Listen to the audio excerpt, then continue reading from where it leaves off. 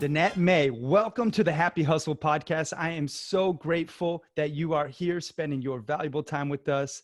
Thanks again for being here. I'm excited to be here. Thank you for having me on, Cary. Danette, seriously, you are one of the most legit happy hustlers I know.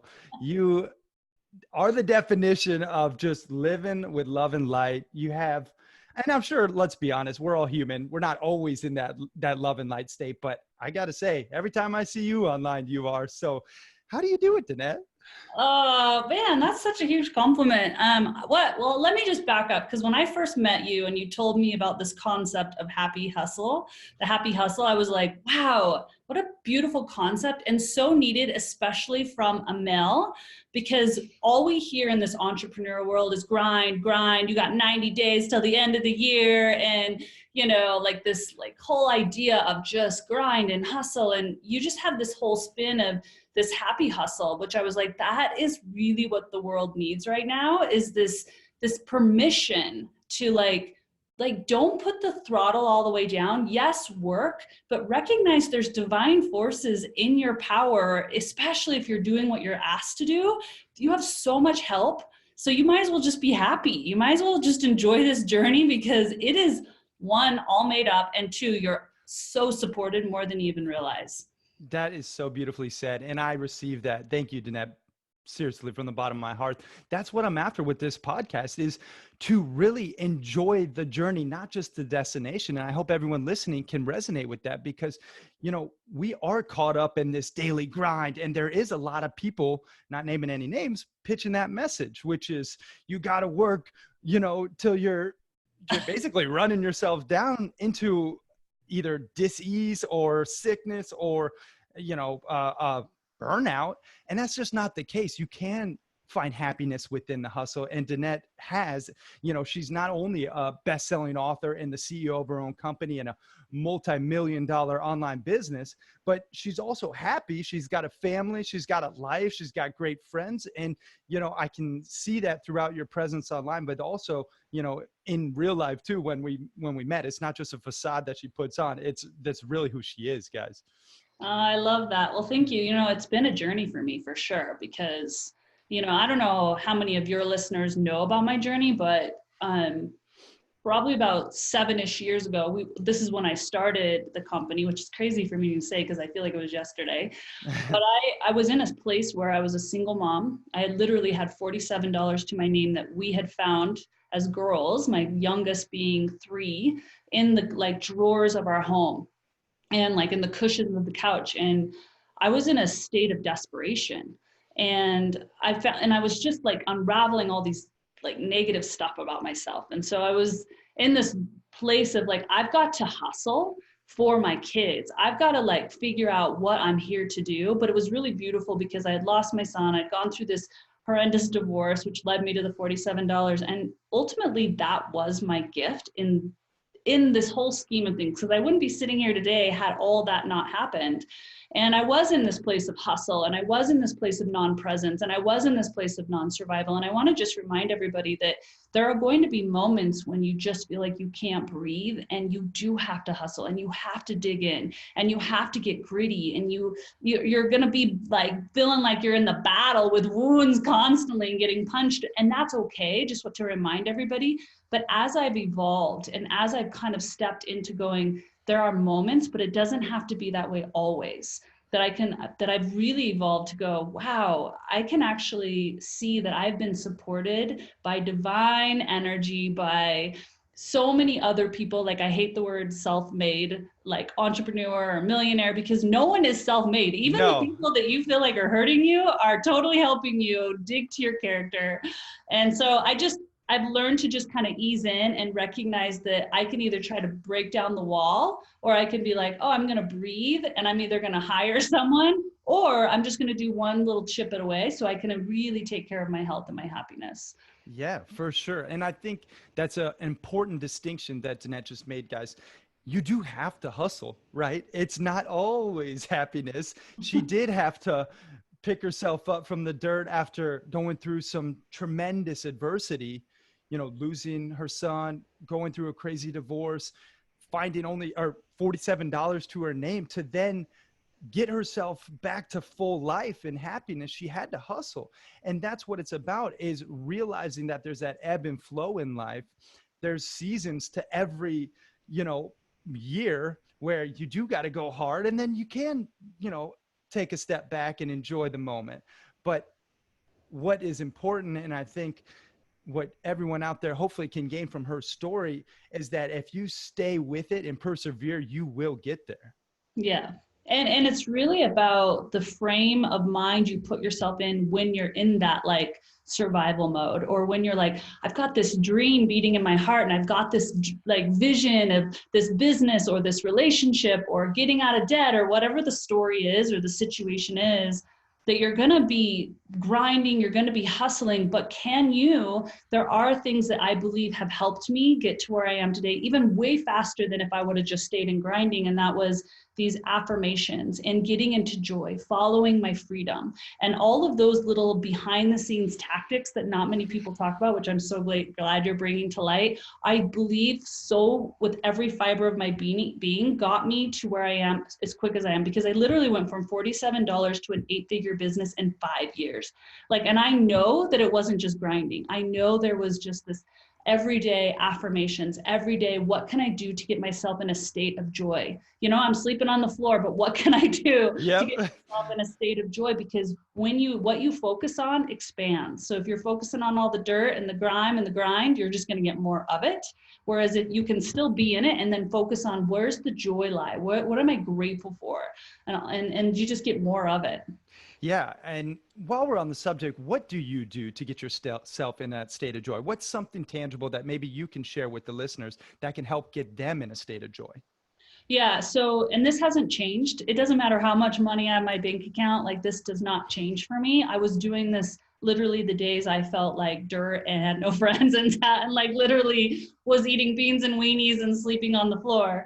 I say affirmations every day. I literally belly myself up to a mirror every single day, and I look into my eyes and I tell myself I love myself, and that I'm doing my best, and that I'm supported, and that I'm not doing this alone. And I'm telling you that this mirror work that we might hear about or might seem woo-woo is so profound. And I challenge anyone to try it for a week and just watch as maybe if you have a significant other treat you differently. Like, they treat you better just because you bellied up to the mirror and treated yourself well, or like you'll get all these different opportunities or things start to come into your life. And I really believe in that. So that's a daily thing that I do. Another daily thing I do is get into nature. So I don't care if I live in the mountains. I don't care if it's raining, windy, snowing, freezing. I bundle up and I make sure I connect to nature. And I believe there's power in nature. We come from nature. We are one with nature. And when we can get ourselves in a state of recognizing that we're not alone and we're not doing this alone, there's so much more power, right? And nature's that huge reminder. So that's another one. And then I do what I call soul writing. And I do this every single day. And some days are like 3 minutes because I have little kids. And sometimes it's like they're in my lap early in the morning, even though they just feel my energy. So, and they're getting older now, but I still have this ritual where I write down literally at the top of the page, what would you have me know? And I really trust that whatever you believe, if you believe in a higher power, just your internal wisdom, there's so much more that we know that we don't even realize. And so I'll just write whatever comes up. And literally I've taken ideas that I'm like, oh, this is weird. I go to my team and I'm like, let's try this. Turned into $1 million launches, things with my children, things with my spouse, things with my own health. And so I challenge people to try these if they resonate. Wow. Okay. So to recap, guys, spend some time in the mirror with yourself. As weird as it may be, I do this like literally 30 seconds. I don't sit there very long. Okay. 30 seconds. I challenge all of you happy hustlers out there to spend 30 seconds today in the mirror telling yourself that you love yourself and it'll all be okay. I think that's beautiful. I think we all should do that. Getting out in nature, so important. I feel so much more connected to source, to myself when I am out in nature. There's no question.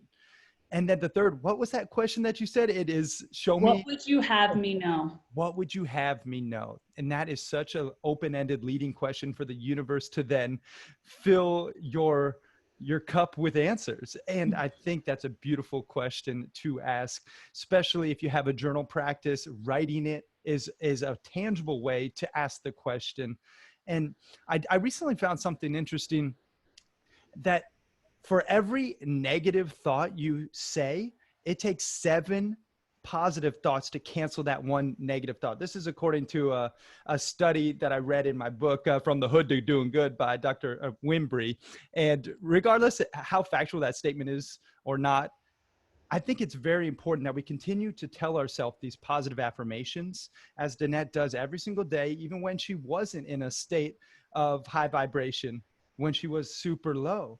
She was telling herself who she wants to become. And that's what you guys can do as well. It doesn't matter where you're at in the world, what you're doing.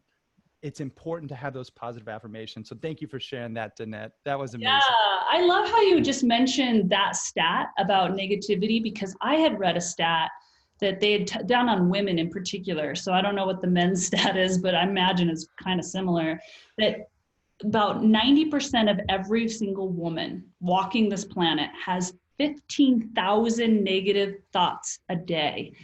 She is telling herself she's ugly, she's fat, she's lazy, she's not smart, she can't do it, all towards the gamut. And you can imagine what that does to you, right? So that's where I really was like, this is no joke. Like, I've got to counteract that, and I've got to be my biggest rescue. I've got to like own this.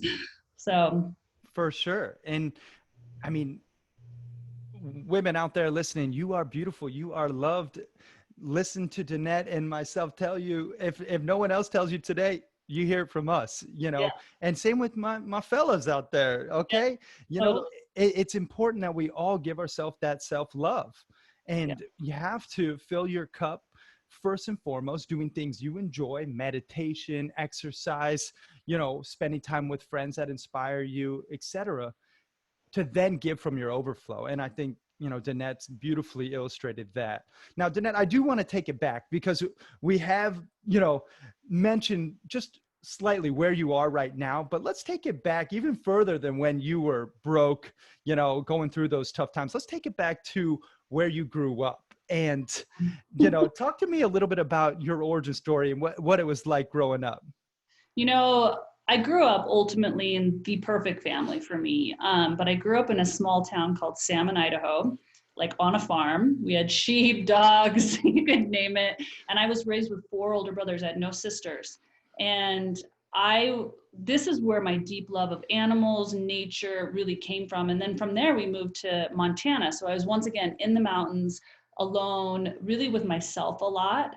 I also was raised in a home that was it's interesting, because I was raised with all brothers, but I also had this stigma kind of placed on me that you're a woman and you do woman work and you're not as strong. And so I believe that actually created a little feistiness in me, because I was like, wait a minute, like I watched my dad like teach my brothers entrepreneurial stuff and talk to them about business. And I would have to sit in the back, and literally they'd be like, you're meant to can food. Like, you need to go can food. You need to sew your own clothes. And I was like, I hate all that stuff. Like, I want to do something else. And I just think that really created this like inner drive within me to become who I wanted to become, not who I was being labeled to be. Yeah, that's beautiful. And I think for everyone who doesn't know Danette, I've had the pleasure to hang out with her at Mike Geary's mastermind, and she definitely is feisty and a fireball. We had a great time playing charades, dressing up. Oh, yeah, that's right. Yeah, it was a good time. So I think your brothers and your home life, definitely your environment does shape you in some way, shape, or form. That's why I think it's important to mention it, especially, you know, given all of our journeys are different. You do persevere through adversity. We all have a story. And I think yours is, you know, amazing, where you've come from and now where you're going. Talk to me a little bit about your first hustle.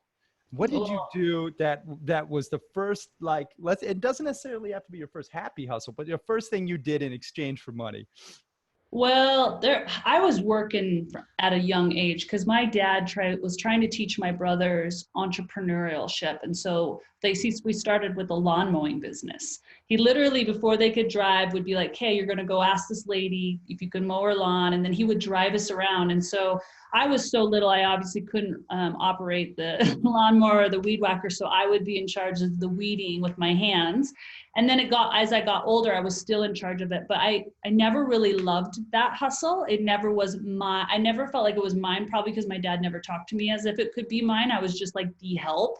And I hated that. Like I wanted my own thing. So I remember when I was in high school, because we always had to, the thing that my parents did that might seem cruel to other people, but I'm so, so grateful they did, is that we were in charge of paying for everything. As a young age, I knew that I was gonna have to pay for every dime of my college. I was gonna pay for every ounce of my food. I was paying for my dorm. I was paying for everything, all the way, my sports, everything. I just knew that that was it. It didn't feel mean at the time. It just felt like that's our reality. And what that did is it made me dig deep in hustling and getting good grades. It made me save my money. It made me work all through high school, all through middle school, even in junior high.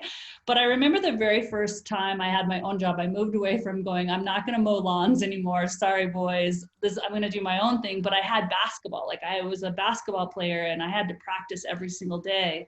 And so I got a job working at cleaning hotel rooms. And it was so disgusting because it wasn't like a 5-star hotel. I was like working for the grossest, the one that they would take like a high schooler, right, to clean the rooms. And I saw disgusting things. I clean, and I'm proud of myself for it because I worked so hard every day, and then I'd go straight to basketball practice and practice for like 4 hours. So that was my very first remembrance of really hustling, was then. But I mean, I have so many stories. Like we had to do 4-H sheep because my dad thought that would create work ethic, and so wrangling sheep and washing them and trimming them and Oh geez. all those things when I was like, I don't know, 6, 7, 8, like insane. Yeah, I would say that is such an important lesson for all those parents out there listening too.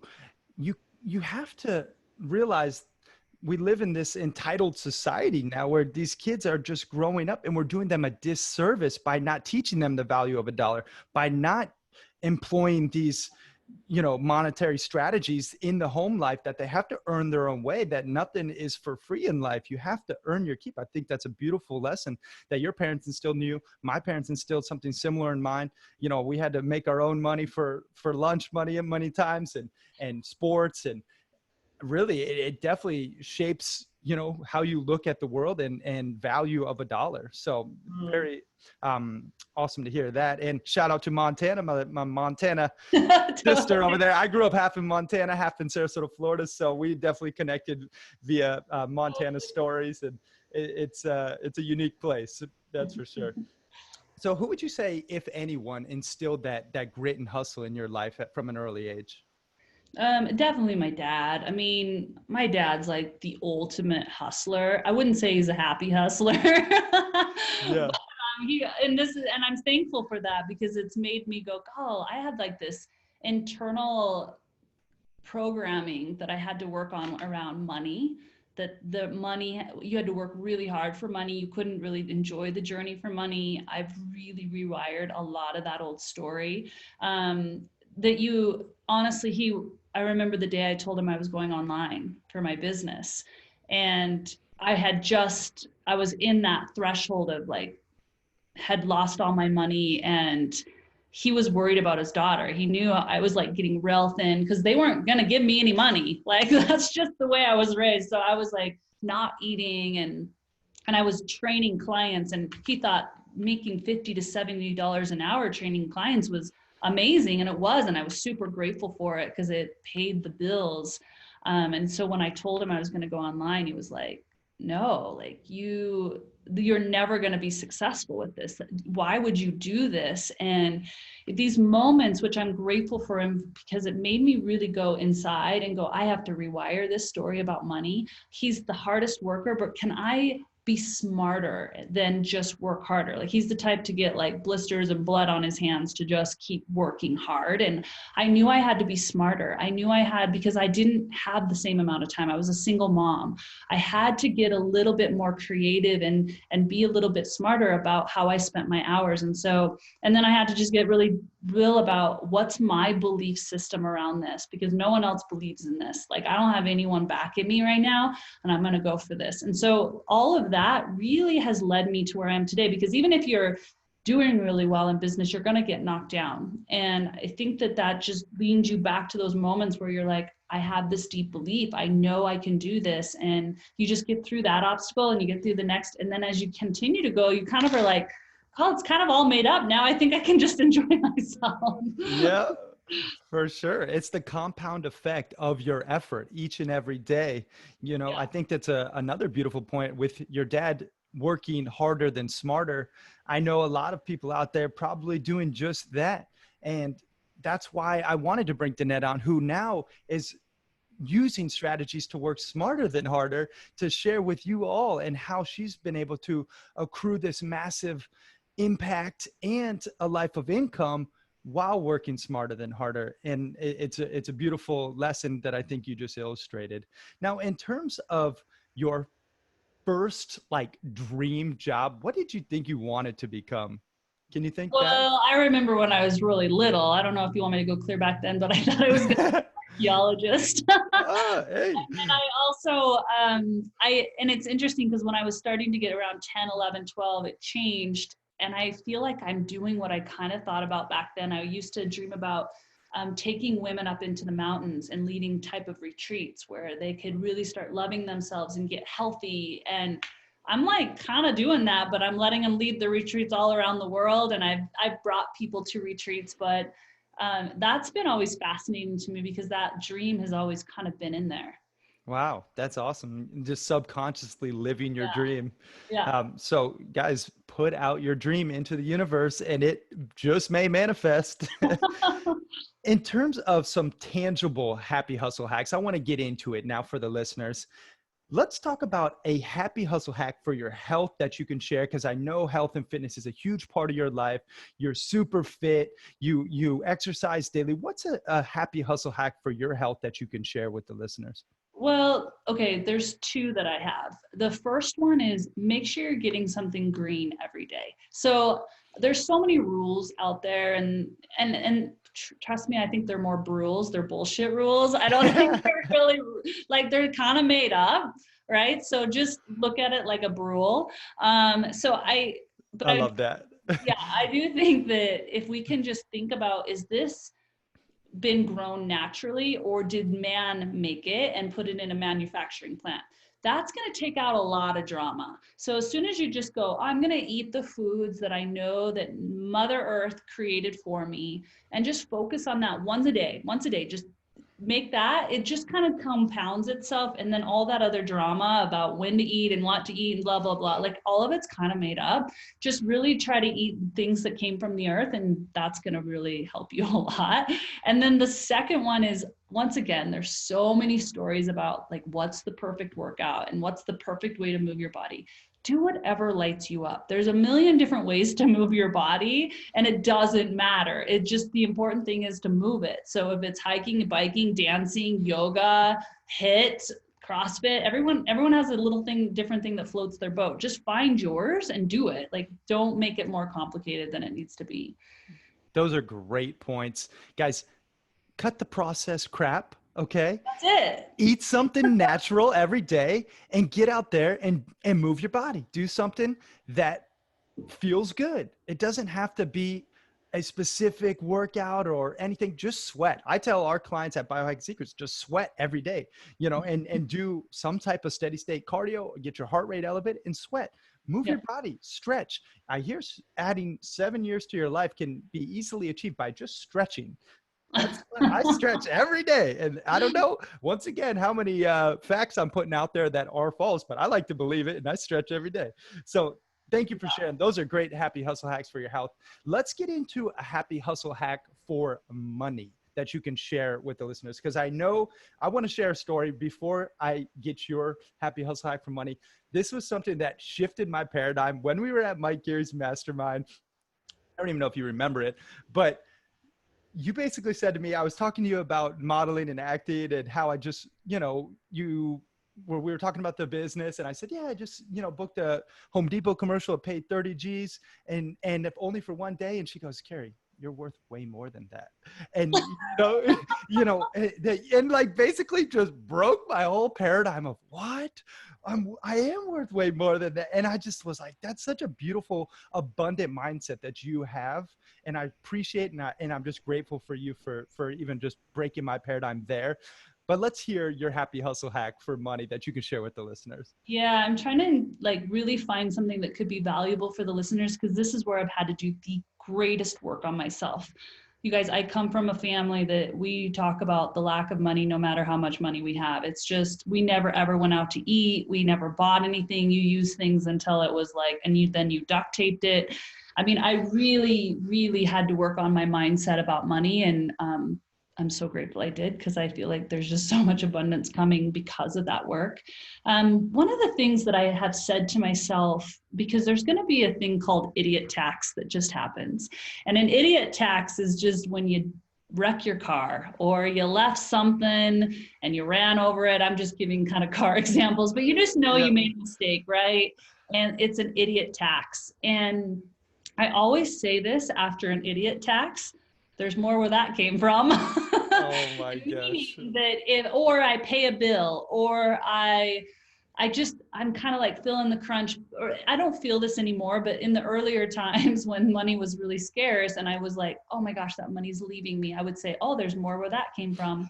And just saying that is just reaffirming that there's more coming. And it's not that it's leaving you and you're losing it. It's always, money is a cycle. Money is a currency of your energy.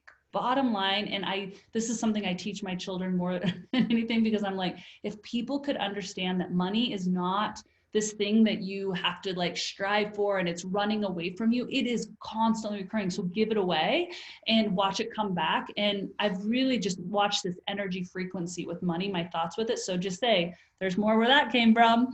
Oh my gosh, that's beautiful. You have these great sayings that I've never heard before. Idiot tags, rules. I'm writing notes on all of them. I don't know if you trademarked them yet, but you should. So funny when I go on podcasts, people say this all the time. They're like, wow, these are like one-liners.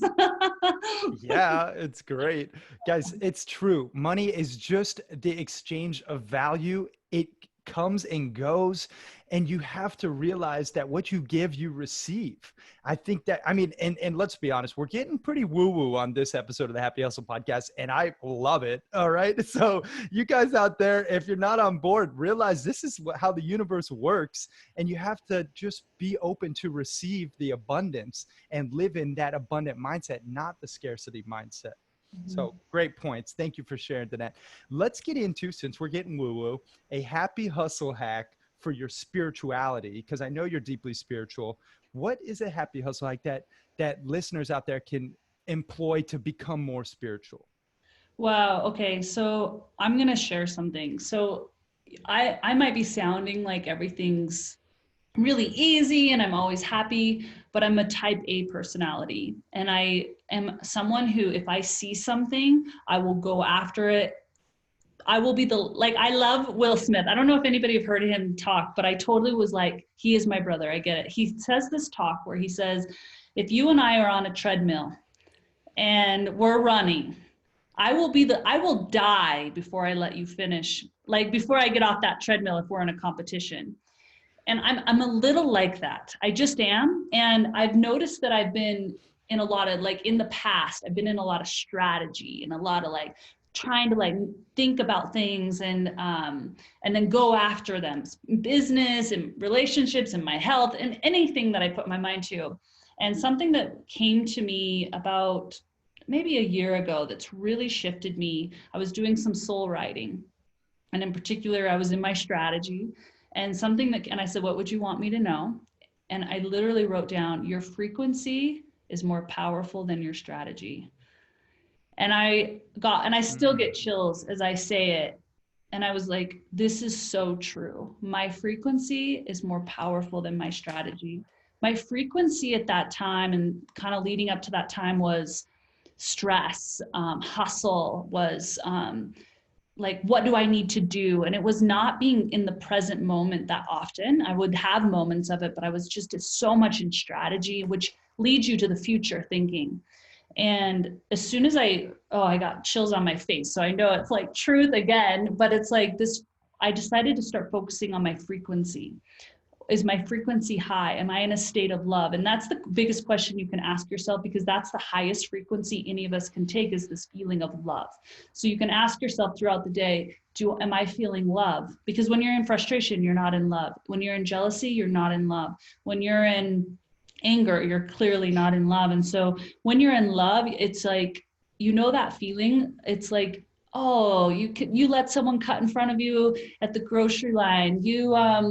Oh, let me take out the trash for you. Oh, you did that. I totally see that you love me and it's okay. Like, ask yourself, are you in a state of love? And as I've shifted my frequency to be in a state of love, I'm like, whoa, like I can't believe even more abundance coming, even more things lining up in the business that I'm like, oh my gosh, like this is effortless, because your frequency is the attractor of everything that's coming into you. And so my focus now has been less on strategy and more on my frequency. That is so amazing. I got a little chills there too. So I know it's vibrating the truth. Your frequency is more powerful than your strategy. I mean, guys, that's so true. I mean, I gotta just mention this because I have now been trying to do just that, vibrate so high in a state of love and light. And I tell you what, this is a little tattoo I got on my wrist. It's a love light bulb with a Wow. little ankh symbol, and it looks like a 12-year-old drew it because I got it under the influence of ayahuasca in Costa Rica. But I gotta say, as much as I'm like, I should probably get that removed, it's a damn reminder every single day to vibrate in that love and light. And you know what? That totally resonates with me, Danette. I love that. That's that quote. That's a quote to live by, in my opinion. Mm-hmm. All right, moving on to a little bit more business entrepreneurial. And I know you got plenty of happy hustle hacks for this, but I want to know one of your favorite happy hustle hacks for entrepreneurship that you can share to the inspiring entrepreneurs out there. Yeah, so I love business. Like, Yeah. business is my jam. I've been doing a lot more speaking around business. I love it. But so one would be soul writing. So I was just on Roland Fraser's podcast, and we talked all about this, because I think it is when you get into that state of listening to yourself and stop Googling, stop asking some other like consultant, your team, I don't know, you're reading articles. Everyone's always searching outside of themselves for answers. And there's a time and place, right? You look to experts, you look for people that have been there, done that, because success in business is not like you're creating the new will. I mean, success leaves clues. So just know that if anyone else has been successful in business, you can too, because it's literally a path. And there's been people who've done it and they've sprinkled the whole breadcrumbs along the whole path. So just know that, like, if you want to be successful in business, you can do it. Like, it's not like it's never been done. but For sure. but the biggest hack, I believe, and the biggest thing that can take you to the next level is getting into your own wisdom. And not a lot of people are doing it, truthfully. Not a lot of people are putting their phone down, turning off the TV, putting down the magazine, the book, and really getting, because you'll hear from everybody, oh, read, but you don't hear a lot from an entrepreneur. Get in, get within. And I'm telling you, I mean, I'm marveling at our business. Like, high 8-figure business in 7 years, to me, is miraculous, you know. And a lot of the greatest wisdom and a lot of the greatest decisions we made were not from masterminds, were not from books. They were from the moments sitting in stillness. They were moments going into nature. Whenever Craig and I do our business meetings, we go, literally, we hike, we take backpacks, put our notebooks, put snacks, and we go to the top of a cliff where we're overlooking something. And that's where we do all our strategizing. That's where we like ask, like, we want all the energy around us to help us form what we're going to do now. And, you know, those moments of stillness are where your clarity and your greatest advice is going to come. So true. Very well said. I'm going to unpack some of the things that she just dropped. There were some serious value bombs, guys. One, we all stand upon the shoulders of giants, and success leaves clues, right? I mean, let's be honest. If you, and I mentioned this on my last podcast episode, if you listen to it, episode 3, it is so true. If you want to accomplish something in business, good chances are it's been done before, and there is a roadmap to success. So look for it, do the research, and find the path, right? And then the second thing that really resonated was go within for the wisdom and live in that zone of genius. I know you're big on getting into your zone of genius, and you were at one point in your business really managing your 70 plus employees. I don't know how many you have now, but you were realizing that wasn't your zone of genius. You need to get back to creating that content, to giving love and light to the world through your different messaging. So I think it's really important as you build your business and build a life of happy hustling that you stay in your zone of genius, because that's where the passion and purpose comes from. So great points there, Danette. I feel called to share something that I don't think a lot of us recognize. So if you are doing the things that we're kind of talking about here on this podcast, you're eating well, you're exercising, you're doing some like whether introspection, meditation, journaling, and you're noticing you're doing these things, right? You're really taking active action into it. And if you're listening to Cary, I know you are, and you're still getting pissed off. Like, you know, those moments where you're like mad at an employee or you're mad about something and you're like, why am I so angry? Take it as a clue that you're in the wrong lane, that it's like, it's not that you're a mad person or you're an angry person or that you just have to get through it. It's literally, I call it spirit, you can call it whatever, it's trying to tell you you're in the wrong lane, that something's wrong there. So readjust, and like, because our essence isn't meant to be pissed off. And so when you are, it means there's a frequency mismatch. And so like for me, when I was working with employees, I was getting pissed off all the time. And I'm like, God, that's really not my essence. Or maybe these people are really annoying. And it's like, no, you're just not meant to manage them. So as soon as I moved away from that, it's tremendous relief. Yeah. Yeah.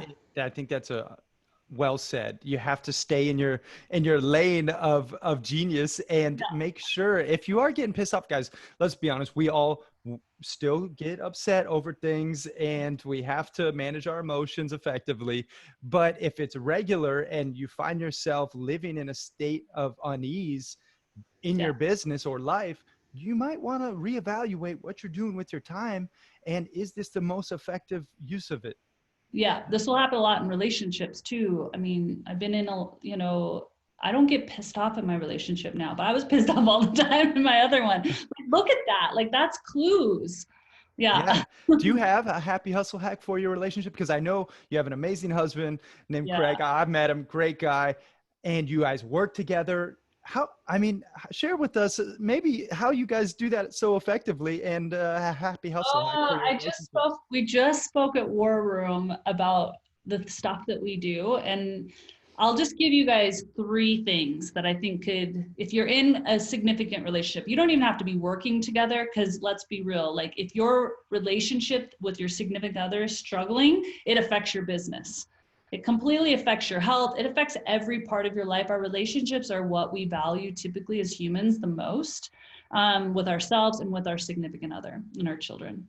And so some things that we've learned from there's not very many couples that I would look up to, but there is one couple that I'm like, oh my goodness. And we've learned some cool stuff. So I'll give you a couple things. Okay. The first one is, you're gonna like sit down and you're gonna write out together in a space that's neutral, right? Like not after you just had a fight, but in a space where it's feeling good. Maybe you're on a date, whatever. What are the things that I can do for you that would make you think I love you outside of sex? So you would write, like, it could be sexual, but it's not sex, right? So, but it's truly like, if I did this out of the blue, you would be like, wow, they love me. So you're writing a list. So then you're arsenaled with the list, and then do at least 1 or 2 of these a week, every week, okay? So that they're feeling that energy from you. The second thing that we do is, obviously I want to feel passion in everything that I do. So it's a really big deal to me. I'm not really interested in marriage just because it's comfortable. Like, that's just not me. So, or any relationship. I think it's nice to have a best friend and nice to have that, but I'm like, I like passion. So one thing. Amen, sister. So one thing is that we plan, and we do it once a month, but if that feels overwhelming to you as a listener, you could do it quarterly. But you sit down and you go on the calendar, what day is our overnight sexy date? And it could be like literally the hotel in town, because you don't have to go far, but you're getting away, especially if you have kids, where this is where you do not talk business. You may do whatever fantasy you want. You may not know each other when you're going to meet up on this overnight, but here's the deal. Love it. You're dressing up, you're doing something new for each other, and it's like literally game changing for passion. And then the third and last is literally your spouse or your significant other or whatever is going to do stuff that's irritating. And a lot of times we get into stories, right? So as soon as someone does something, we can get into a story because it's usually triggering a past pain from either your dad or your mom or a past relationship. And we go into these stories if they don't love me, or if they cared about me, they wouldn't have done this. And it's all stories, because most likely that partner did it without even thinking, having any story to it. So recognize that you make up all these drama stories around why they did that when they probably didn't do it for those reasons. And just say, my partner loves me. My partner loves me. And I know that they didn't do something to intentionally hurt me. As soon as you do that and you say that out of all irritants, it could be little, big, or small. So it's just going to make a game changer, because then you just kind of are like, oh, yeah. Yeah. Wow. Those are amazing, guys. If you're in a relationship, even if you're not in a struggling relationship, I think there is so much value to what she just said, making sure that you do have that time to go on those overnight date nights. I mean, I do a date day every week, but I think the overnight is the true catalyst to reigniting that passion if it is missing in any capacity, realizing that they may irritate you from time to time and they're not being intentionally malicious. It's just facts of life. It happens, and then doing something that they love, right? Doing something. Yeah, like finding out what makes them, if you did these things, they would know they love me.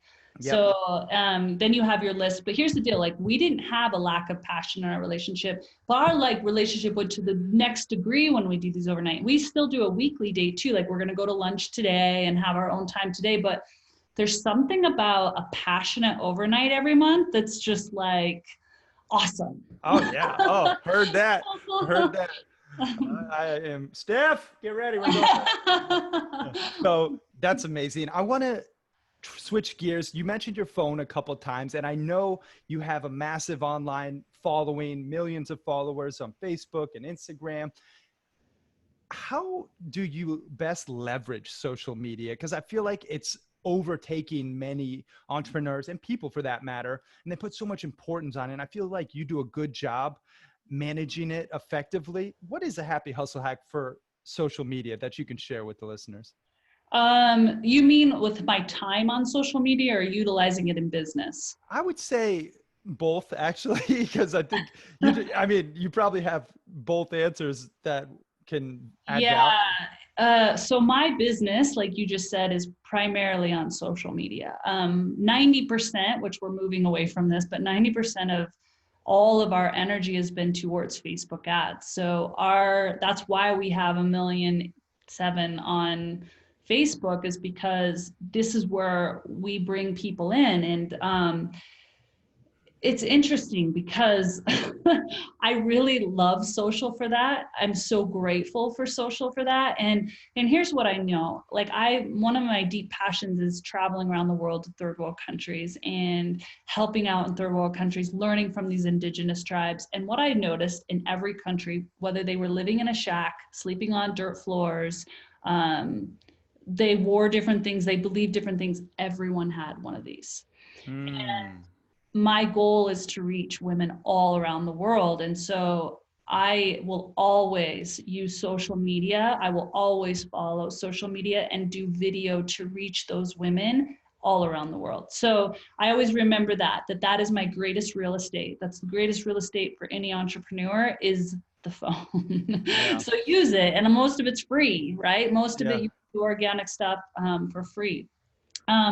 As far as my hack on my energy with the phone, this is a big one for me, actually, because I recognize that an addiction, a massive addiction to the phone, that I was picking it up aimlessly just to look. because I wanted to feel every moment. That's part of hustling, right? You're feeling every moment. And I was recognizing this was a bad addiction. And so literally I have my daughter take the phone at night and hide it Oh, from me. And then right before I go to bed, because I'm not tempted at bedtime, I put it on airplane mode. And so I don't have it on weekends, certain times during the weekends. And my kids love that. They just know, like, mom can't get to the phone. I get to hide it. And then I bring it out at the end of that time block. wow. Those are great. I mean, let's be honest, guys, you do have to use social media if you do want to run an effective online business, or a business for that matter. You have to go where the people are, and most of the people are on their phone, with the text neck, head down, looking at it, They take it to 80% the of the day. bathroom, people. Yeah, That's where you exactly. reach them, is on the toilet. For sure, for sure. So you use it wisely. Don't let it use you. And I love having boundaries, setting a time to disconnect, to then reconnect with those you love, your family, your friends, the nature, etc. It's really important to find that time, guys, to completely unplug. I know with our clients, we really make sure that if you're not using your phone, it's on airplane mode, especially in your pocket, because it's emitting harmful EMFs that Yeah. actually do affect your mood and are linking directly to cancer and other diseases. So it's important for a health perspective too, not just a sanity. Oh, So, totally. I yeah. mean, there's so much tied to anxiety and depression with just scrolling social media. So if you're, I was in the Facebook headquarters, and they said the average person a day scrolls the length of the Statue of Liberty. Oh my goodness. That They're is a just crazy stat. scrolling, and you can imagine what that's doing for your brain, but it's also creating anxiety. So if you're feeling you have anxiety or a little bit of depression that's coming on, ask yourself, how much are you on social media? And then remove yourself. Never start your day with it. That's like the worst thing you can do. I always have it on airplane mode until I've done all my internal listening to myself, my own time, out in nature. It's just like, why would you do that? Like, that's like spilling like junk down inside of you For when you're not. sure. Well, speaking at a time, I want to respect yours. So let's dive into the rapid fire round. These Ooh, are these are a list of random questions. Give me your best off the cuff response. Are you ready? okay. All right. Favorite movie? Go. The King and I, Favorite food? mac and cheese. Favorite book? Oh, The Big Leap. Best business advice? Your frequency is more powerful than your strategy. I like it. Favorite cliche saying? Oh man. Lord mercy. I don't know. Lord mercy. Lord, there you go. One word that you wish to be synonymous with your name for life.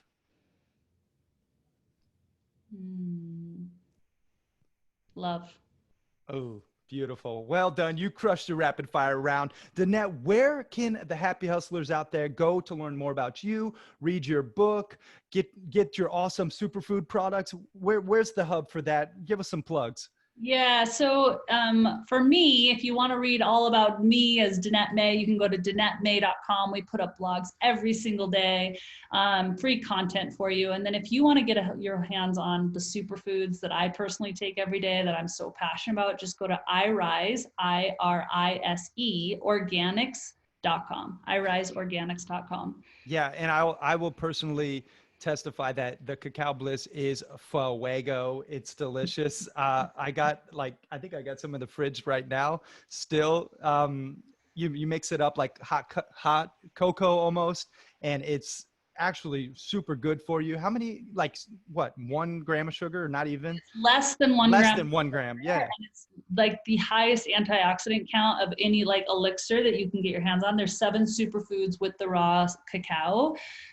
Put it in your coffee, put it in smoothies, make a hot chocolate. We do it multiple times a day. Yes, it's awesome. iRiseorganics.com. Danette May on social media, right? Yep. DANETTEMAY. DanetteMay.com. Guys, I seriously urge you to check her out. And her book is amazing. She's got a new book deal coming in hot. Can't wait for that one. Congratulations. That Thank is you. exciting. All right, final question, Danette, and then we will say goodbye. What does happy hustling mean to you? It's recognizing that it's always great to have a destination. There is always a peak to that mountaintop, and it's beautiful at the top, but it's really beautiful along the way. And can you stop? Can you look out along the vista along the way and really take in all that's along the journey? Well said, Danette. You crushed it. This was an amazing episode. Guys, I hope you got as much value from it as I did. Danette, thank you so much for your time. Yeah, you're welcome. Thank you.